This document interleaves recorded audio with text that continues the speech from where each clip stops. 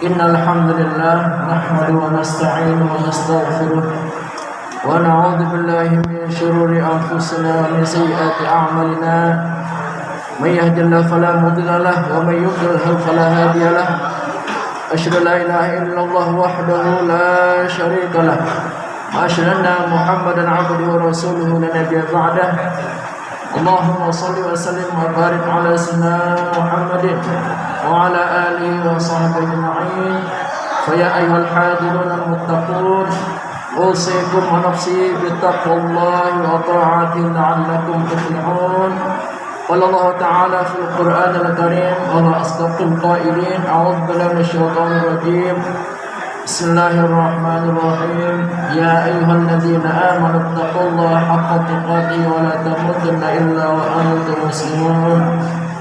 Wa qala an-nabiy sallallahu alaihi wasallam, ittaqillaha haitsuma kunta wa atbi' sayyi'atal hasanata tamhuha wa khaliqin nas bi khuluqin hasan. Shadaqallahul azim wa sadaqa rasuluhul karim. Nahnu ala dzalika minasyahidin wasyakirin walhamdulillahi rabbil alamin. Allahumma aslih ummata Muhammadin sallallahu alaihi wasallam wa farij an ummati Muhammadin sallallahu alaihi wasallam warham ummata Muhammadin sallallahu alaihi wasallam wa anshrah fadna dhul fil alamin bihaqqi Muhammadin sallallahu alaihi wasallam. Hadirin jamaah sidang Jumat Masjid At-Tawabin yang kami cintai dan kami hormati, dengan segenap rasa syukur alhamdulillah, mari kita lantunkan, kita ucapkan dengan hati yang tulus kepada Allah Rabbul Izzati yang telah memberikan kesempatan, kesehatan sehingga kita dapat berkumpul di tempat yang mulia dan terhormat ini dalam rangka kita mendekatkan diri kepadanya melalui rangkaian sholat Jumat setiap hari Jumat yang kita laksanakan rutin pada kesempatan ini. Salawat dan salam tak lupa kita sampaikan kepada yang mulia, suri tauladan umat manusia, pemimpin proklamator dunia akhirat, dia adalah Nabi kita Muhammad sallallahu alaihi wasallam. Demikian juga kepada segenap keluarga dan para sahabatnya. Moga-moga kita hadir di tempat ini kelak di akhirat diperkenankan oleh Allah mendapatkan syafaat dari beliau sehingga kita semuanya masuk dalam surganya. Amin amin ya rabbal alamin.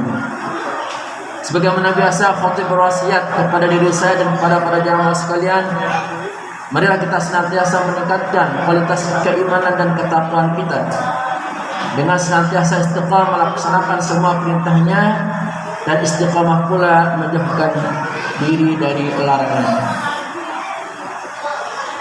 Perbuatan zalim itu artinya sikap hidup semena-mena, kejam bengis pada sesama, langgar aturan seenaknya. Salah satu perbuatan yang sangat dilarang dan diwaspadai oleh agama kita adalah perbuatan zalim. Perbuatan zalim itu adalah sikap melampaui batas, semena-mena, kejam, bengis, dan tidak mengikuti aturan yang telah ditetapkan oleh agama kita.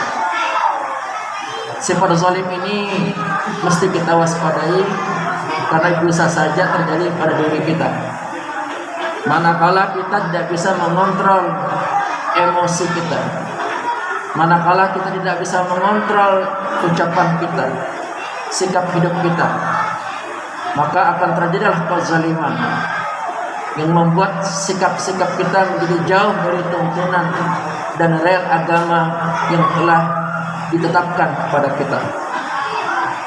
Sikap zalim di mana saja berakibat buruk pada akhirnya. Kerusakan di mana-mana, banyak orang yang menderita.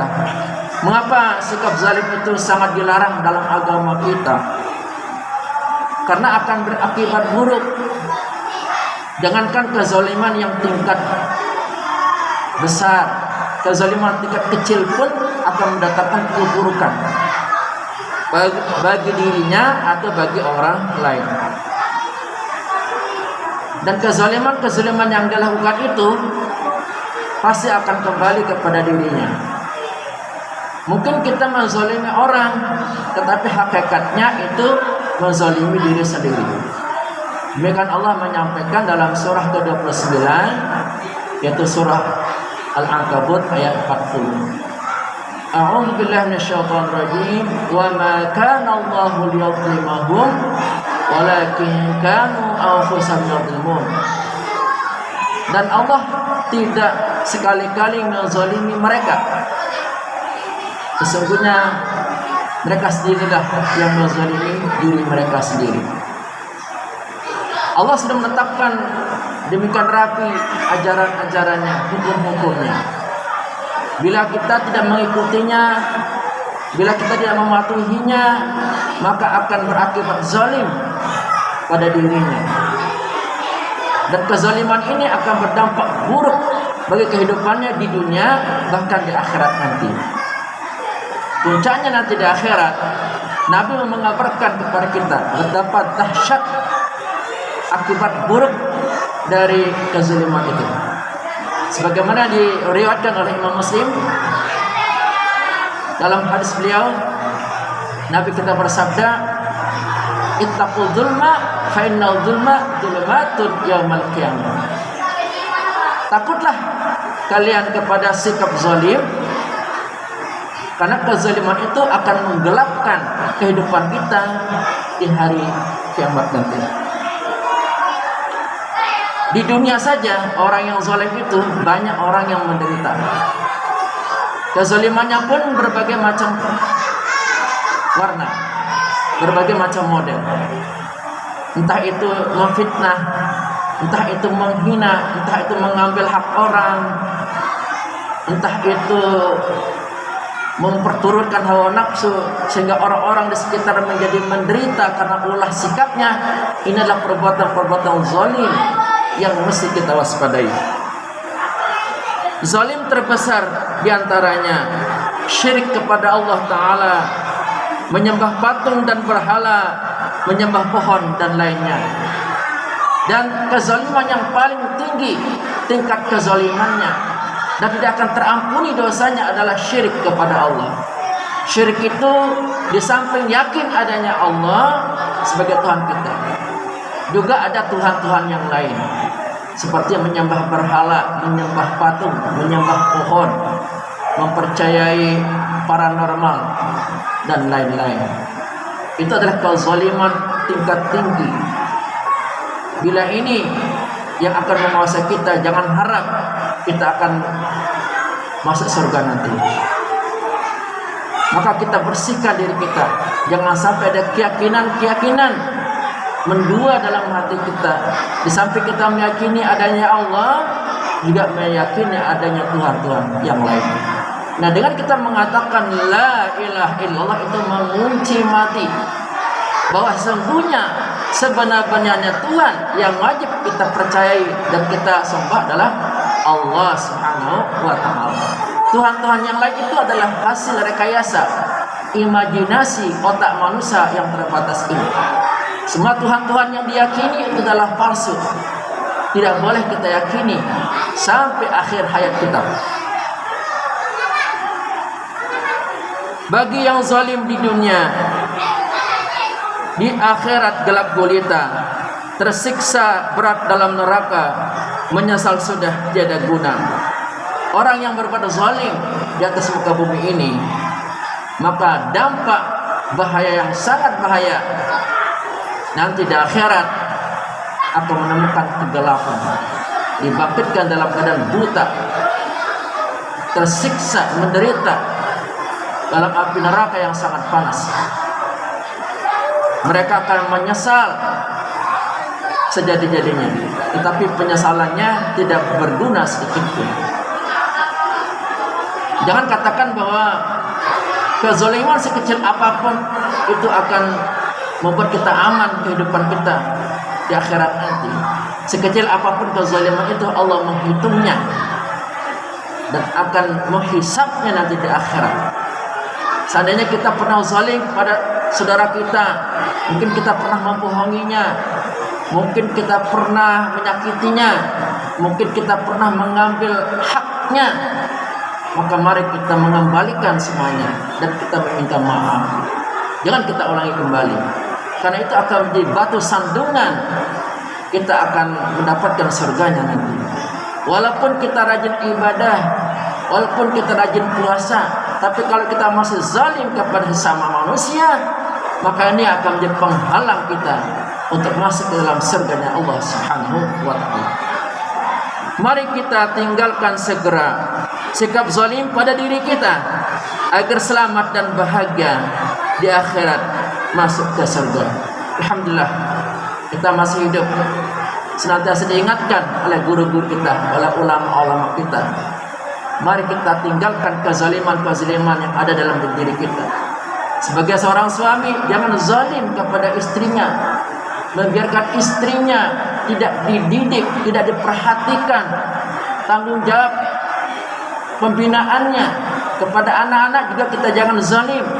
Jangan kita biarkan anak-anak itu mencari kehidupannya sendiri tanpa kita didik. Kita biarkan anak-anak kita itu mengikuti ajaran-ajaran yang salah. Jangan hanya kita pandai memberikan uang, biaya macam-macam, tapi kita tidak mendidik akhlaknya, tidak mendidik kepribadiannya secara islami, maka itu adalah bentuk kezaliman yang akan dimintai pertanggungjawab di akhirat nanti. Jadi para jamaah sekalian, alhamdulillah kita masih hidup, kita masih bisa memperbaiki diri kita. Karena bisa jadi kezaliman ini masih ada dalam diri kita. Kita kurang bersyukur, itu juga termasuk perbuatan zalim.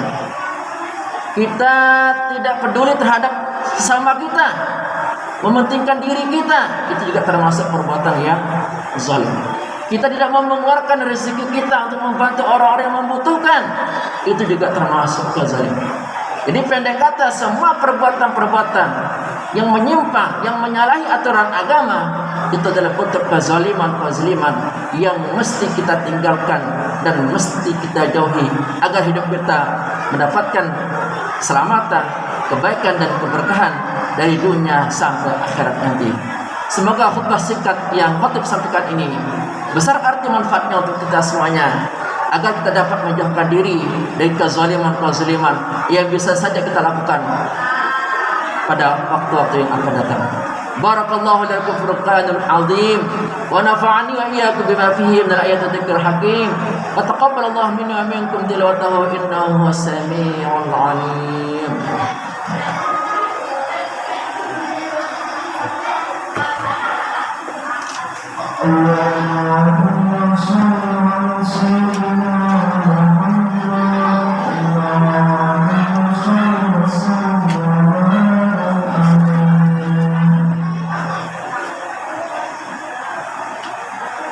Alhamdulillah ala ihsanihi wa syukru lahu ala taufiqih wa asyhadu an la ilaha illallah wahdahu la syarika lah wa asyhadu anna sayyidina Muhammadan 'abduhu wa rasuluhu la nabiyya ba'dah.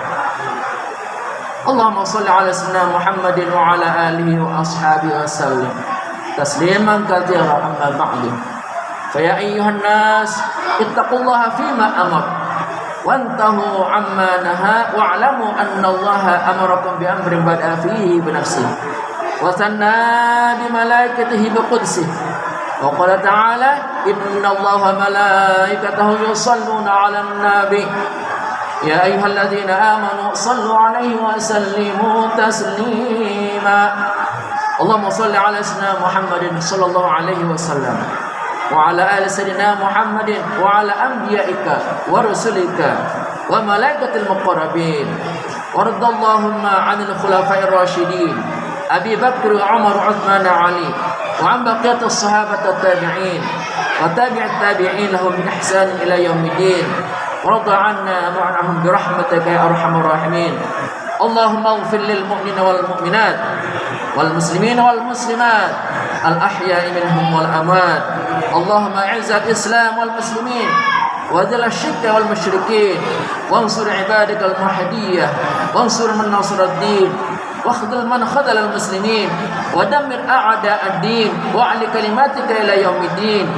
اللهم ادفع عنا البلاء والوباء والزلازل والمحن وسوء الفتنة والمحن ما ظهر منها ما بطن عن بلدنا إندونيسيا خاصة وسائر البلدان المسلمين عامة يا رب العالمين.